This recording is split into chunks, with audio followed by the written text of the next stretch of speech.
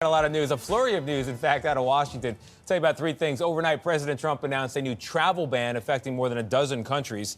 Also, Republicans still on the defensive over the big, beautiful bill in Congress projected to add trillions to the deficit.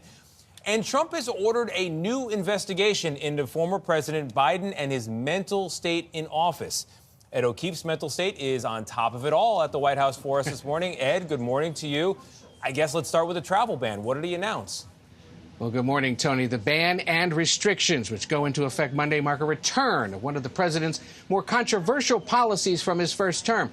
It targets people from specific countries in the Western Hemisphere, like Haiti and Venezuela, as well as places in Africa, like Libya and Somalia. There's also Afghanistan and others.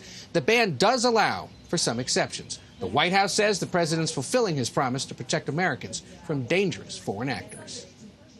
We don't want them. Announcing the travel ban, President Trump said the recent terror attack in Boulder, Colorado, showed the dangers posed by foreign nationals who he claimed weren't properly vetted. We've seen one terror attack after another carried out by foreign visa overstayers from dangerous places all over the world. The suspect in the Boulder attack is an Egyptian national who federal officials say was living in the U.S. illegally. While Egypt isn't included, the proclamation fully restricts and limits the entry of nationals from 12 countries and partially restricts the entry of people from 7 others. Exceptions will be allowed for lawful permanent residents, existing visa holders, and some other categories. We have a successful country. Doesn't it feel different? Different, so different. The president's announcement came as he welcomed supporters to the White House for a summer celebration. He's been uncharacteristically tight-lipped about close ally Elon Musk's continued attacks on the so-called Big Beautiful Bill. Musk now wants Congress to scrap it altogether, saying bankrupting America is not okay. Kill the bill.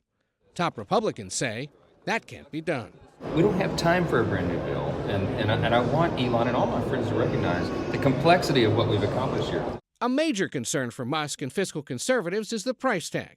A new estimate from the nonpartisan Congressional Budget Office projects the bill will add $2.4 trillion to the deficit over the next 10 years. But the White House disputes those figures, and the president worked to firm up support for the bill, meeting Wednesday with Republican senators at the White House. The wheels are in motion on this. As I said before, failure is not an option. We will get this done one way or the other. Now, remember, given the closely divided nature of the Senate, Republicans can only afford to lose 3 votes to pass the president's bill. Kentucky Senator Rand Paul's already voiced his opposition to the legislation in its current form, which has made him a frequent target of the president's criticisms. Tony. Ed, before you go, this new investigation into the mental state of former President Biden, what do we know about it?